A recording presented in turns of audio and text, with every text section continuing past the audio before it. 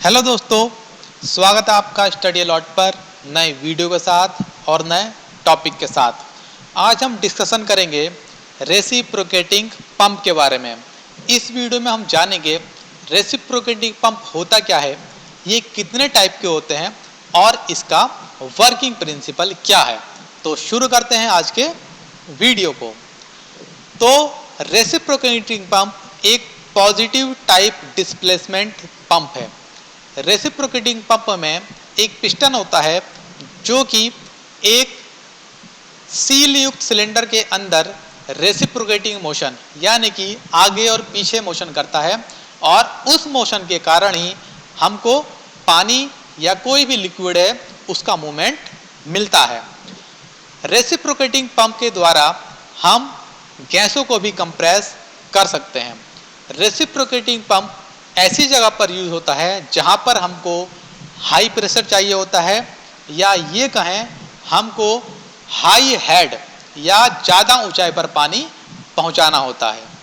Reciprocating pump के द्वारा हम ज़्यादा विस्कस लिक्विड यानी कि जो हमारे ज़्यादा गाढ़े लिक्विड होते हैं उनको एक जगह से दूसरी जगह तक पहुंचाने में काम में लाते हैं। रेसिप्रोकेटिंग पंप बेसिकली दो टाइप के होते हैं।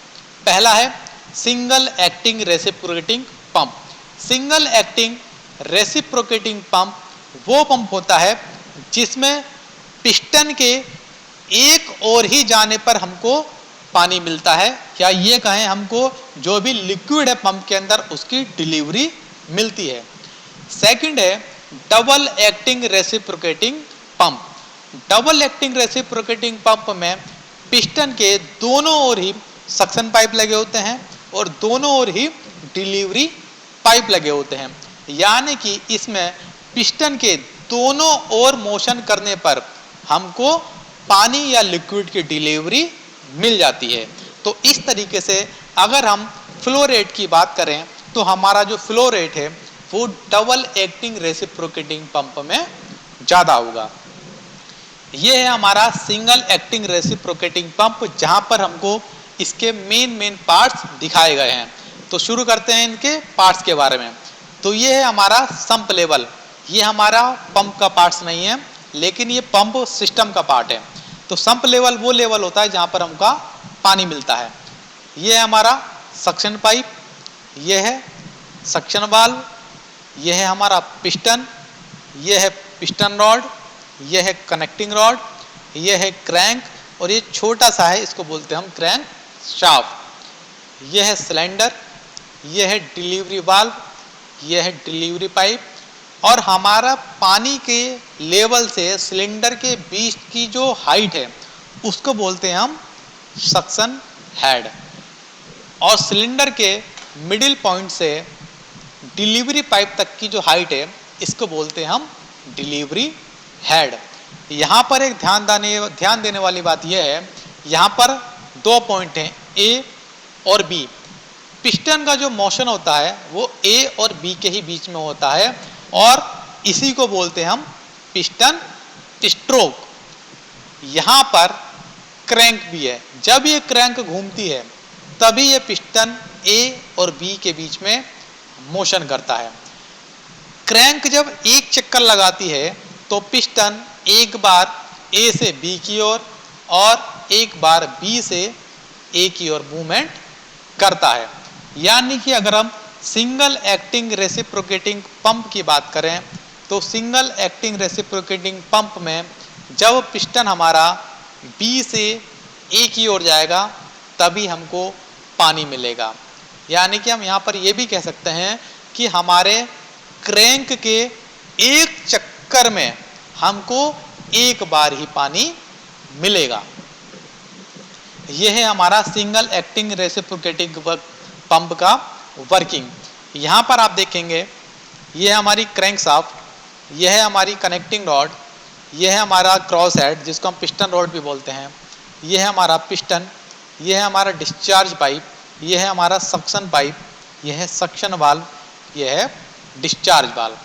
यहाँ पर आपको दो पॉइंट देखने को मिल रहे होंगे, एक है ए और एक है बी, जो क्या है हमारा पिस्टन स्ट्रोक। आप जब आप यहाँ पर देख रहे होंगे जब क्रैंकशाफ्ट घूमती है और जब ये हमारा आधा ही चक्कर लगाती है तो हमारा जो पिस्टन है वो ए से जब बी की ओर जाता है तब इस एरिया में जनरेट होता है हमारा पार्शियल वैक्यूम, और हमारा जो बाहर पानी है या ये कहें जो हमारा संप लेवल है वहां पर होता है हमारा एटमॉस्फेरिक प्रेशर। इस पार्शियल वैक्यूम और एटमॉस्फेरिक प्रेशर के अंदर जो भी प्रेशर डिफरेंस बना उसके कारण ये जो हमारा सक्शन वाल्व है ये ओपन हो जाता है और जो हमारा पानी है वो इस सिलेंडर केस में आ जाता है। लेकिन अभी तक यहाँ पर जो हमारा डिलीवरी या डिस्चार्ज वाल्व है ये बंद है। लेकिन जब पिस्टन बी से ए की ओर मूवमेंट करता है तब पिस्टन इस पानी पर अपना फोर्स लगाता है, तब यह डिस्चार्ज वाल्व ओपन होता है और हमको जो पानी है हमारे डिस्चार्ज पाइप या डिलीवरी पाइप है उसमें मिल जाता है। तो आप यहाँ पर देख रहे होंगे कि यहाँ पर क्रैंक के एक चक्कर में हमको केवल एक बार ही पानी मिल रहा है।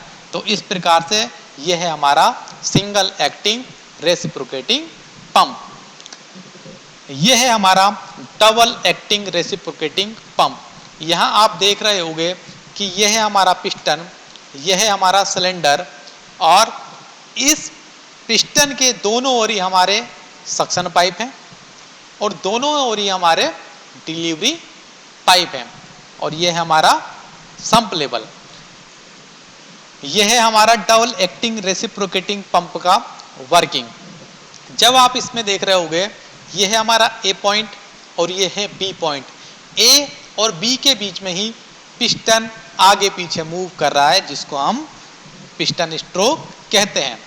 ये जो हमारा ब्लू कलर है ये हमको दिखाता है वैक्यूम, और ये जो हमारा ऑरेंज कलर है ये हमको प्रेजेंट कर रहा है यहाँ पर लिक्विड या पानी। अब आप यहाँ पर देखिए, जब भी हमारा पिस्टन बी से ए की ओर जाता है, यानी कि जब ये बी से ए की ओर जाता है तब इस एरिया में हमारा वैक्यूम क्रिएट होता है, और जब ये वैक्यूम क्रिएट होता है और हमारा जो संप लेवल है वहाँ पर हमारा एटमॉस्फेरिक प्रेशर है, जिसके कारण जो हमारा प्रेशर डिफरेंस बना है उसके कारण हमारा इनलेट वाल्व ओपन हो जाता है। और जैसे ही वाल्व ओपन हुआ जो हमारा पानी है वो इसके अंदर आ गया, और जब पिस्टन हमारा ए से बी की ओर आया और उसने पानी पे फोर्स लगाया और ये हमारा पानी हमको आउटलेट से हमारे डिलीवरी पाइप में मिल गया। लेकिन दूसरी ओर तो आप देख रहे होंगे जब ए से बी की ओर पंप काम कर रहा है या बी से ए की ओर काम कर रहा है तो इधर भी एक्शन हो रहा है। यहां पर आप देखेंगे जब पिस्टन ए से बी की ओर जाता है तब यहां पर वैक्यूम क्रिएट होता है, और जब बी से ए की ओर जाता है तो इधर हमको प्रेशर मिलके हमको पानी की डिलीवरी मिलती है। तो यहाँ पर यानी कि सीधे सीधे शब्द हम ये कह सकते हैं कि जब हमारा पंप या पिस्टन ए से बी की ओर जाता है तो हमको यहाँ पर डिलीवरी मिलती है और यहाँ पर सक्शन मिलता है, और जब पंप हमारा बी से ए की ओर जाता है तो हमारे यहाँ पर सक्शन मिलता है और यहाँ पर डिलीवरी मिलती है।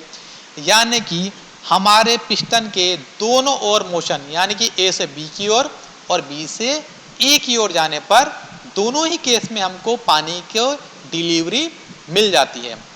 और दूसरी भाषा में ये भी कह सकते हैं कि हमारा जो क्रैंक है, क्योंकि क्रैंक से ही हमारा पिस्टन चल रहा है, कि क्रैंक के एक चक्कर में हमको 2 बार पानी की डिलीवरी मिलती है, जिसके कारण इसको हम डबल एक्टिंग रेसिप्रोकेटिंग पंप कहते हैं। तो आज की वीडियो में इतना ही, और अगर आपने इस चैनल को सब्सक्राइब नहीं करा है तो इस चैनल को सब्सक्राइब कर लें, साथ ही बेल आइकॉन का बटन दबा दें ताकि आपको नए वीडियो के नोटिफिकेशन मिलते रहें।